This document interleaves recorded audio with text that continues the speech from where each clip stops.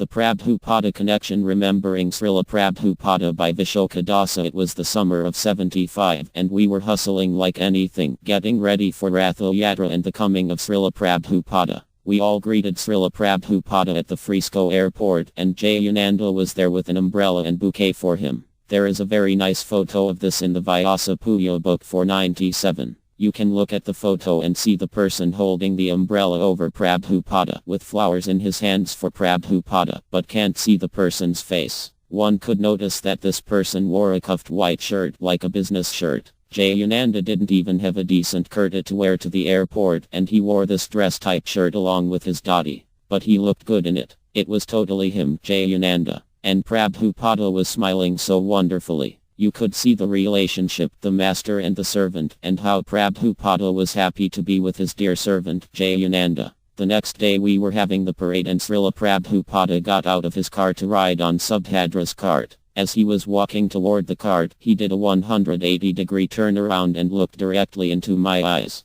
There were hundreds of people there, but he seemed to look right into my eyes alone. It was as if he was saying, "Yes, I know you're here." I've heard many stories like this from other devotees. We all had this similar experience with Srila Prabhupada, sort of like how Krishna was with all the gopis but each gopi thought he was with her alone. It is a mystical thing, and since other devotees have told me the same thing, I suppose I was not delirious to think that it actually happened to me. The best moment was when Srila Prabhupada was giving the lecture from the platform. There were thousands of people and I could not even get close to the stage, and I could not see Srila Prabhupada. But while listening to the lecture, every word I heard penetrated my heart very clearly and deeply, and it was an unusual time of oral reception for me. Every word from Srila Prabhupada was very profound to me. It was so heavy and wonderful that I could not stop the tears from flowing down my cheeks. It was a true moment of full consciousness, and I truly understood the nectar words of my spiritual master at that time. I feel that this was my actual initiation, rather than at the ceremony. As they say, Divyajnana is injected into the heart of the disciple by the bona fide spiritual master, and that is initiation. It was the summer of 75, and a bunch of us were up for initiation.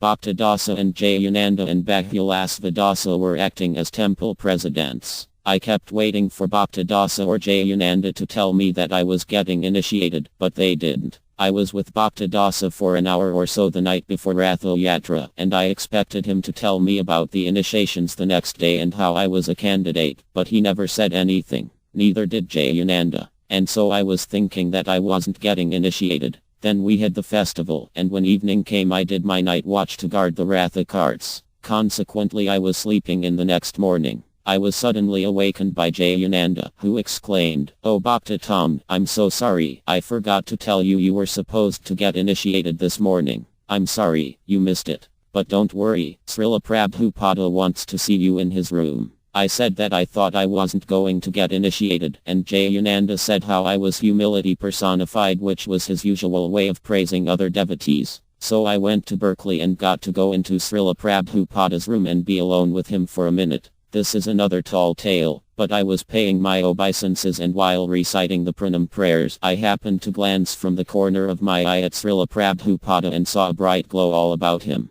Blinding glow in fact. I've been told in retrospect that auras are easier to see from a peripheral angle of vision. Oh well, this is another story like the one in Vyasaki's book, Radha Damodara Vilasa, with Vishnuyana Swami telling of how Srila Prabhupada's room was full of blinding light. But since we've all heard stories in ISKCON even more amazing than this, how tears shot out from Srila Prabhupada's eyes when he was singing Jaya Radha Madhava, some devotees getting sprinkled by these teardrops several feet away, and how some devotees saw him floating down some stairs, his feet not touching the stairs, and so on, then I see no harm in telling what I saw. Then I got my beads and my name of Vishoka Dasa. Before I entered the room, I was thinking of how the disciple should always feel a fool before the spiritual master. I had no problem feeling the fool, but there was a vestige of pride in my heart. It was like I was thinking, well here I'm getting initiated by the greatest Akriya that was ever on the planet. Even though this was philosophically correct, I was feeling unnecessary pride in my heart and I was mentally tooting my own horn, so to speak. Srila Prabhupada looked at me and saw right through me and immediately detected the pride.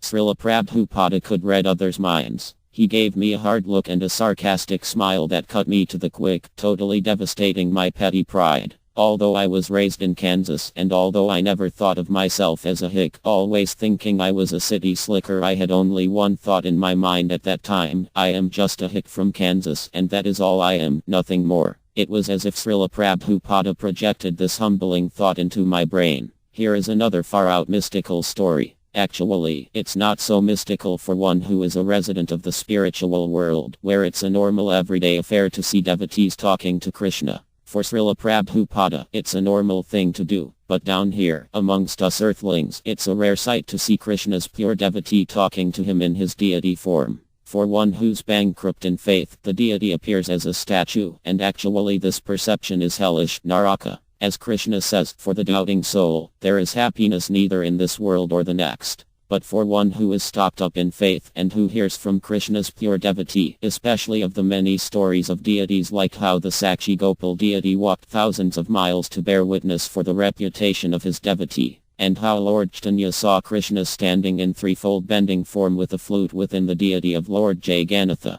and in Los Angeles, how Lord Balarama would jump off the altar when pujas were late, and so many other stories. Then such faithful devotees see the deity as directly the son of Nanda Maharaja, just as our dear friend Sriman Kushakrathadasa, Dasa, our modern-day Vaishnava poet, who dreams in Sanskrit and composes and translates thousands of verses in glorification of Sri Radha Krishna, says in his Sri Sri Radha Mukunda Stava, I worship glorious limbed Sri Sri Radha Mukunda, who, pretending to be stone statues, truly stand, silent and unmoving by their wish, in many temples in this world. So, I was fortunate to see such an exchange of love between Krishna and his pure devotee, Srila Prabhupada. I was in the temple room in Los Angeles when Srila Prabhupada arrived from the airport, and I was in such an angle of vision to see him say a few quick words to Sri Sri Rukmini Dwarakadhisha. I felt fortunate on one hand, and on the other hand felt like I trespassed into confidential territory. Still, it was a maha moment for me to see how Krishna comes in his Arka Vigraha form and converses with his own pure devotee, Srila Prabhupada.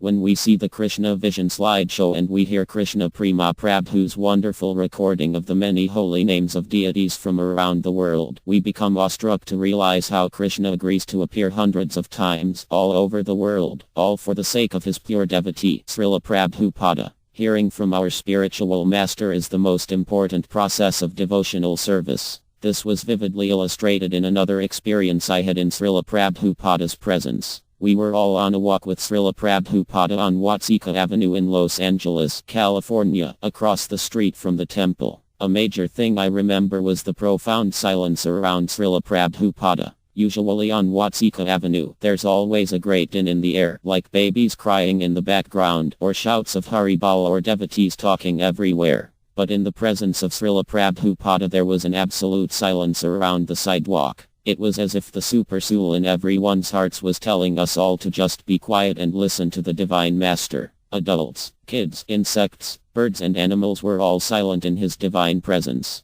and we were all listening for the nectar from his lotus lips.